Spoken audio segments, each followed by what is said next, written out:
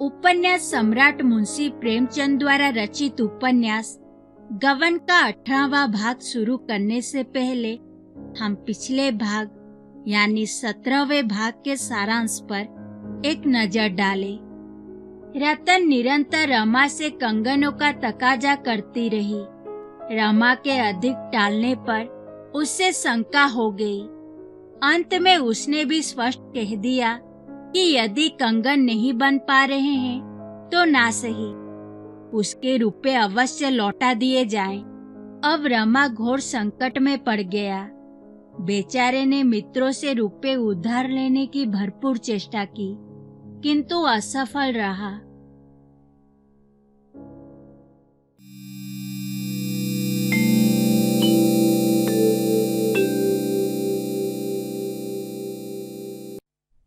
प्रस्तुत है गबन उपन्यास का भाग 18वां।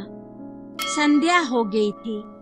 कर्मचारी एक एक करके जा रहे थे, पर रमानाथ अपनी कुर्सी पर बैठा रजिस्टर लिख रहा था। आज भी वो प्रातः काल आया, पर आज भी कोई बड़ा शिकार ना फंसा। वही 10 रुपए मिलकर रह गए। अब अपनी आबरू बचाने का उसके पास और क्या उपाय था। रमा ने रतन को झांसा देने की ठान ली। वो खूब जानता था कि रतन की यह अधीरता केवल इसलिए है कि शायद उसके रुपए मैंने खर्च कर दिए। अगर उसे मालूम हो जाए कि उसके रुपए तत्काल मिल सकते हैं तो वो शांत हो जाएगी। रमा उसे रुपए से भरी हुई थैली दिखाकर उसका संदेह मिटा देना चाहता था। वो खजांची साहब के चले जाने की राह देख रहा था। उसने आज जानबूझकर देर की थी। आज की आमदनी से 800 रुपए उसके पास थे। इससे वो अपने घर ले जाना चाहता था। खजांची ठीक 4 बजे उठा। उससे क्या गरज थी कि रमा से आज की आमदनी मांगता। रुपए गिनने से ही छुट्टी मिली। रमा को जब मालूम हो गया कि खजांची साहब दूर निकल गए होंगे तो उसने रजिस्टर बंद किया और चपरासी से बोला, थैली उठाओ, चलकर जमा कराएं। चपरासी ने कहा, खजांची बाबू चले गए। रमा ने आंखें फाड़कर कहा, चले गए? तुमने मुझे कहा क्यों नहीं? चपरासी, हुकुम हो तो बुला लाओ। रमानाथ, अजी जाओ भी, अब तक तो कहा नहीं, अब उन्हें आधे रास्ते से बुलाने जाओगे। खैर, रुपए इसी दराज में रहेंगे, तुम्हारी जिम्मेदारी रहेगी। चपरासी, नहीं बाबू साहब, मैं यहाँ रुपए नहीं रखने दूंगा। सब घड़ी बराबर नहीं जाती, कहीं रुपए उठ जाएं तो मैं बेगुनाह मारा जाऊं। रमानाथ, तो फिर ये रुपए कहाँ रखूं? चपरासी, हुजूर अपने साथ लेते जाएं। रमा तो यह चाहता ही था। एक इक्का मंगवाया, उस पर रुपयों की थैली रखी और घर चला।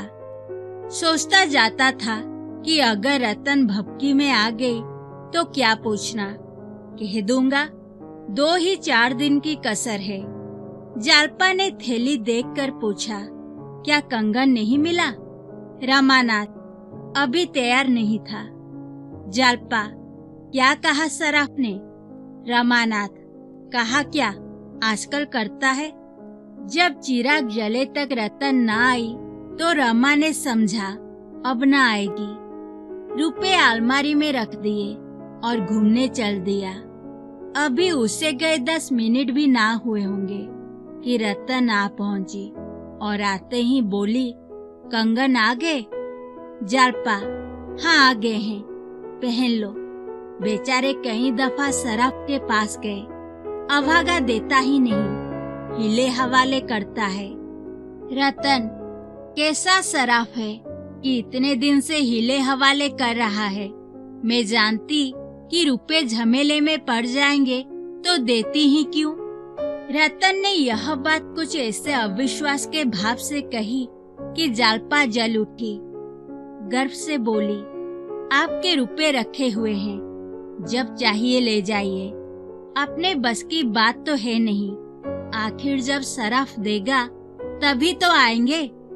रतन कुछ वादा करता है, कब तक देगा? जालपा उसके वादों का क्या ठीक, सैकड़ों वादे तो कर चुका। रतन तो मेरे रुपए ही दे दो, बाज आई ऐसे कंगन से। जालपा झमक कर उठी, अलमारी से थैला निकाला और रतन के सामने पटक कर बोली, ये आपके रुपए रखे हैं, ले जाइए।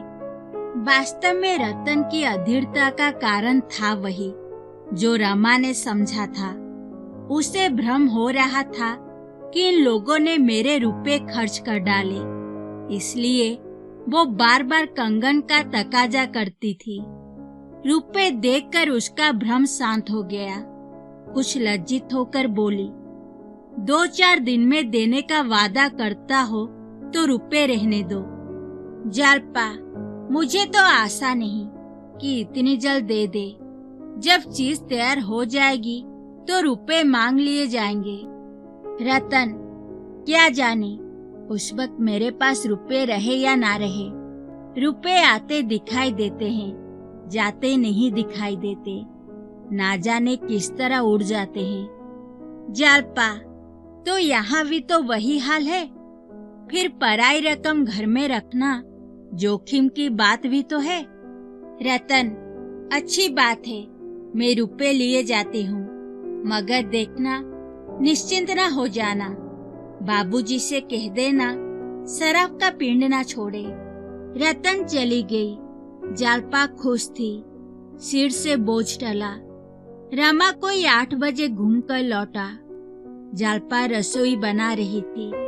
उसे देखते ही बोली, रतन आई थी, मैंने उसके सब रुपए दे दिए। रमा के पैरों से मिट्टी खिसक गई, आंखें फेरकर माथे पर जा पहुंची। घबरा कर बोला, क्या कहा? रतन को रुपए दे दिए? तुमसे किसने कहा था कि रुपए दे देना? जालपा उसी के रुपए तो तुमने लाकर रखे थे। तुम्हारे जाते ही वो आई और कंगन मांगने लगी। मैंने झल्ला कर उसके रुपए फेंक दिए।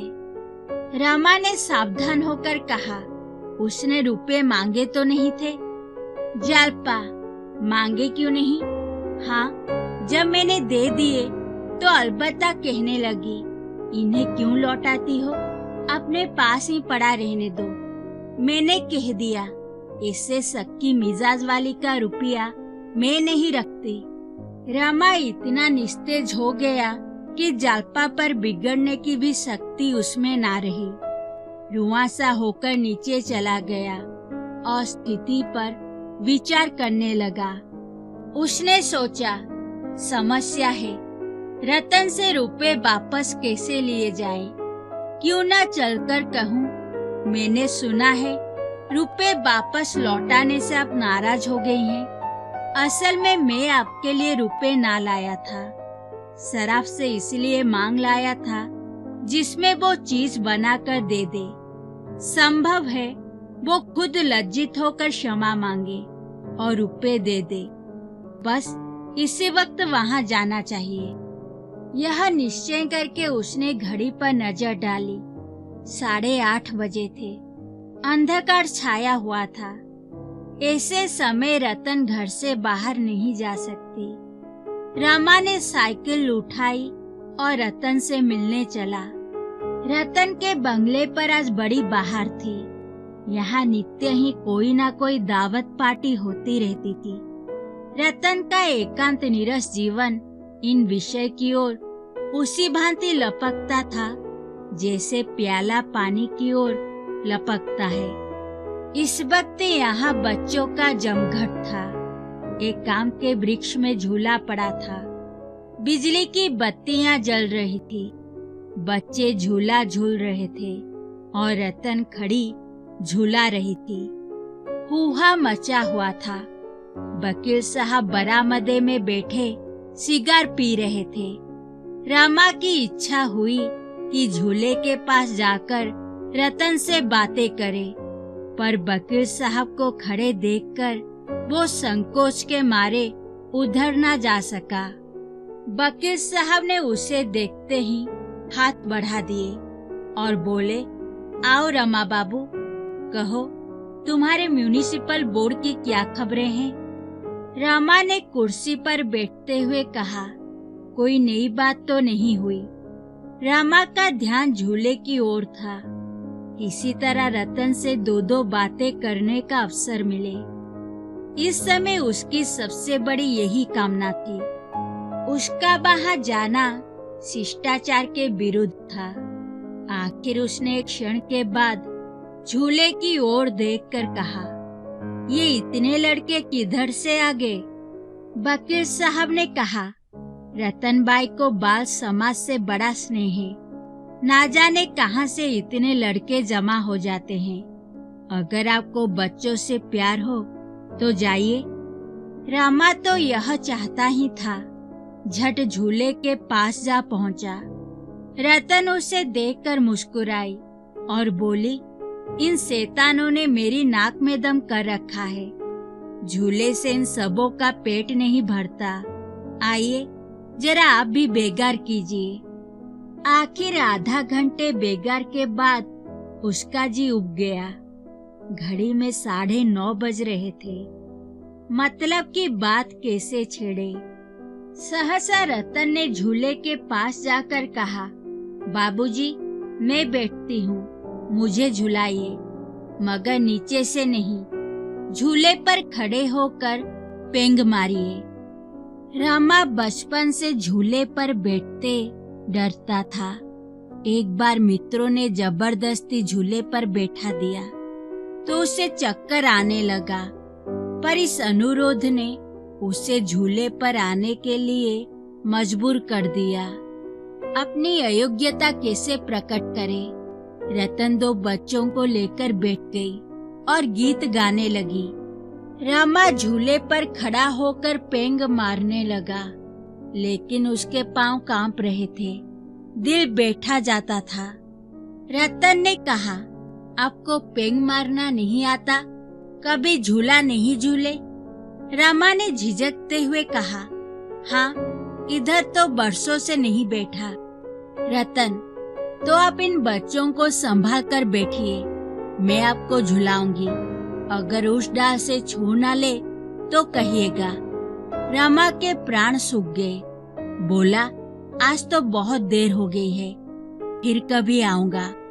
रमा झूले पर से उतर आया तो उसका चेहरा सहमा हुआ था। मालूम होता था अब गिरा। लड़खड़ाता हुआ साइकिल की ओर चला और उस पर बैठकर तुरंत घर भागा। कुछ दूर तक उसे कुछ होश न रहा। पांव आप ही आप पेडल घुमाते जाते थे। आधी दूर जाने के बाद उसे होश आया। उसने साइकिल घुमा दी। कुछ दूर चला, फिर उतरकर सोचने लगा। आज संकोच में पड़कर कैसी बाजी हाथ से खोई। वहां से चुपचाप अपना सा मुंह लिए लौट आया। सहसा उसे याद आया, थैली में 800 रुपए थे। जालपा ने झुझलाकर थैली उसके हवाले कर दी। शायद उसने भी गिना नहीं, वरना जरूर कहती, क्यों ना इसी वक्त चलकर वैसी रुपए मांग लाऊं। लेकिन देर हो गई है। मगर यह 200 रुपए मिल भी गए तब भी तो 500 रुपए की कमी रहेगी। उसका क्या प्रबंध होगा? ईश्वर ही बेड़ा पार लगाए तो लग सकता है। सवेरे कुछ प्रबंध ना हुआ तो क्या होगा? यह सोचकर वो कांप उठा। जीवन में ऐसे अवसर भी आते हैं जब निराशा में हमें आशा होती है। रमा ने सोचा, एक बार फिर गंगू के पास चलूं, शायद दुकान पर मिल जाए। उसके हाथ पांव जोड़ूं, संभव है कुछ दया आ जाए। वो सराफे में जा पहुंचा, मगर गंगू की दुकान बंद थी। वो लौटा ही था कि चरणदास आता हुआ दिखाई दिया। रमा को देखते ही बोला, बाबूजी, आपने तो इधर का रास्ता ही छोड़ दिया। कहिए, रुपए कब तक मिलेंगे? रमा ने कहा, अब बहुत जल्द मिलेंगे भाई, देर नहीं है। देखो, गंगू के रुपए चुकाए हैं, अब की तुम्हारी बारी है। चरणदास ने कहा, वो सब किस्सा मालूम है। गंगू ने होशियारी से अपने रुपए ना ले लिए होते तो हमारी तरह टापा करते। साल भर हो रहा है, रुपए सैकड़े का सूद भी रखिए तो 84 रुपए होते हैं। कल आकर हिसाब कर जाइए, सब नहीं तो आधा तिहाई कुछ तो दीजिए। रमानाथ, भाई कल मैं रुपए लेकर तो आ ना सकूंगा, यूं जब कहो तब चलाऊं। क्यों इस वक्त आपने सेठ जी से 400-500 रुपए का बंदोबस्त ना कर दोगे? तुम्हारी भी मुट्ठी गर्म कर दूंगा। चरणदास, कहाँ की बात लिए फिरते हो? सेठ जी एक कौड़ी तो देंगे नहीं। रामा आगे बढ़ा, इधर आया था कि कुछ काम निकलेगा, उल्टे तकाजा सहना पड़ा। इस समय रमा की आंखों से आंसू तो ना निकलते थे, पर उसका एक एक रोआ रो रहा था।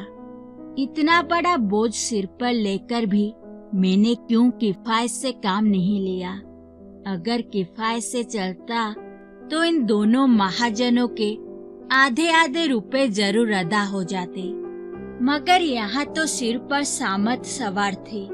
इसकी क्या जरूरत थी कि जालपा मोहल्ले भर की औरतों को जमा करके रोज सैर करने जाती। सैकड़ों रुपए तो तांगे वाला ले गया होगा। सारा बाजार जान जाए कि लाला नीरे लफंगे है, पर अपनी स्त्री ना जान पाए। बाहरी बुद्धि। जालपा ने पूछा, कहाँ चले गए थे? बड़ी देर लगा दी। रमानाथ, तुम्हारे कारण रतन के बंगले पर जाना पड़ा। तुमने सब रुपए उठाकर दे दिए, उसमें 200 मेरे भी थे। जालपा, तो मुझे क्या मालूम था? तुमने कहा तो ना था, मगर उसके पास से रुपए कहीं जा नहीं सकते, वो आप ही भेज देंगी। रमानाथ, माना, पर सरकारी रकम तो कल दाखिल करनी पड़ेगी। जालपा, कल मुझसे 200 रुपए ले लेना, मेरे पास है।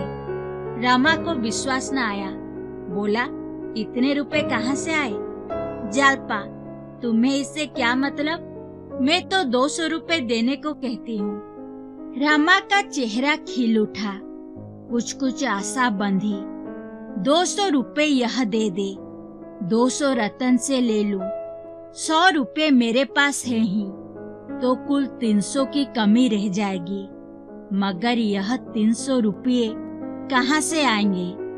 ऐसा कोई नजर न आता था जिससे इतने रुपए मिलने की आशा की जा सके। हाँ, अगर रतन सब रुपए दे दे तो बिगड़ी बात बन जाए। आशा का यही एक आधार था। रात को जालपा ने एक भयंकर सपना देखा। वो चिल्ला पड़ी। रमा ने चौंक कर पूछा, क्या है जालपा?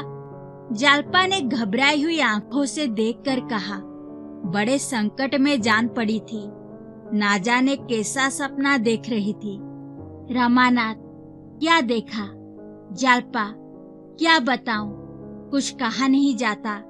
देखती थी कि तुम्हें कई सिपाही पकड़े लिए जा रहे हैं। कितना भयंकर रूप था उनका। रमा का खून सूख गया। इस समय वो अपने को सशंकित होने से रोक न सका, पर बाहर से हंसकर बोला, तुमने सिपाहियों से पूछा नहीं इन्हें क्यों पकड़े लिए जाते हो? जालपा, तुम्हें हंसी सूझ रही है? मेरा हृदय कांप रहा है। थोड़ी देर के बाद रमा करबट लेट गया, पर ऐसा जान पड़ता था मानो चिंता और शंका दोनों आंखों में बैठी निद्रा के आक्रमण से उसकी रक्षा कर रही है। जागते हुए 2 बज गए। सहसा जालपा उठ बैठी और सुराही से पानी उड़ेलती हुई बोली, बड़ी प्यास लगी थी, क्या तुम अभी तक जाग रहे हो? रमानाथ, हाँ जी, नींद उचट गई। मैं सोच रहा था तुम्हारे पास 200 रुपए कहाँ से आ गए, मुझे इसका आश्चर्य है। जालपा, ये रुपये मैं मायके से लाई थी। रमानाथ, तुम रुपए जमा करने में बड़ी कुशल हो, यहाँ क्यों नहीं कुछ जमा किया? जालपा ने मुस्कुराकर कहा, तुम्हें पाकर अब रुपए की परवाह नहीं रही। रमानाथ अपने भाग्य को कोसती होगी। जालपा, भाग्य को क्यों कोसूं? भाग्य को वो औरतें रोएं जिनका पति निखट्टू हो, शराबी हो, दुराचारी हो, रोगी हो, तानों से स्त्री को छेदता रहे। पुरुष मन का हो तो स्त्री उसके पास उपवास करके भी खुश रहेगी। रमा ने विनोद भाव से कहा, तो मैं तुम्हारे मन का हूँ? जालपा ने कहा, मेरी जो आशा थी उससे तुम कहीं बढ़कर निकले। रमा का हृदय गदगद हो उठा। ऐसी प्रेम की मूर्ति और दया की देवी के साथ उसने कितना बड़ा विश्वासघात किया। इतना दूर अब रखने पर भी जब इससे मुझसे इतना प्रेम है, तो मैं अगर निष्कपट होकर रहता तो मेरा जीवन कितना आनंदमय होता। आपको हमारी यह कहानी कैसी लगी, आप हमें कमेंट बॉक्स में लिखकर बताएं और हमारे अपडेट पाने के लिए आप हमारे चैनल को जरूर सब्सक्राइब करें। धन्यवाद।